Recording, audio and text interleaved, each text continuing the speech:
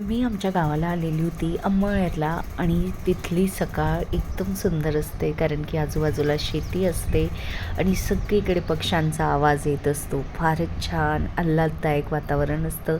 प्रसन्न अशी करणारी सकाळ होती. छान छान झाडं बघितली आणि उगवणारा सूर्य जरा जवळून खूप दिवसानंतर बघत होती कारण की शहरामध्ये तो बिल्डिंगच्या आड कुठे लपलेला असतो ना, ते दिसतच नाही आणि ऊन अंगावर येणं हे पण बंगल्यावाल्या घरांना खरंच छान ऊन मस्तच मिळतं. नंतर ना मला स्वयंपाक करायचा होता कारण की जाऊबाई शाळेत गेलेल्या होत्या आणि आमच्याकडे माझ्या मावस सासूबाईंना म्हणजे घरी जेवण सांगितलेलं होतं त्यांच्या फॅमिलीला. तर काका आणि मावशींना तर त्यांच्यासाठी आणि आमच्या सगळ्यांसाठी पुरणपोळीचा बेत बनणार होता. पुरणपोळी तर बाहेरून येणार होती.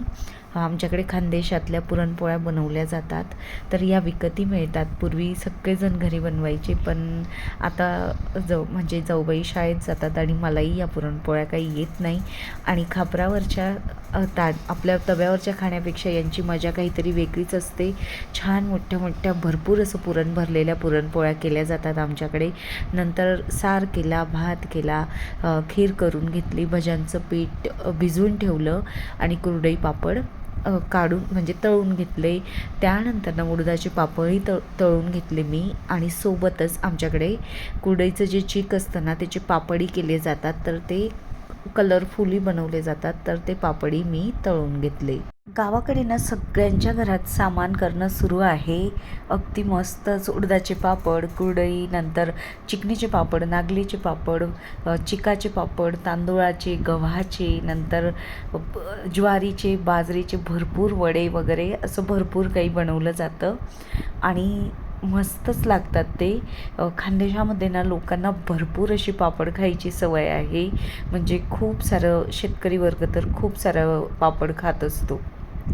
स्वयंपाक झाला आणि त्यानंतर ना मी पूर्वतयारीही करायला सुरुवात केली.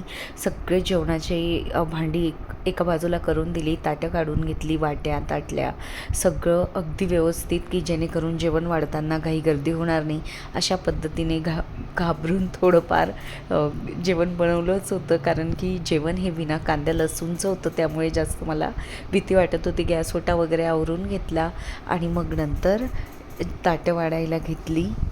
भजीच्या पिठामध्ये ना मिरची, नंतर कॅबेज वगैरे ॲड केला होता कारण की कांदे लसूण विरहित स्वयंपाक होता म्हणून.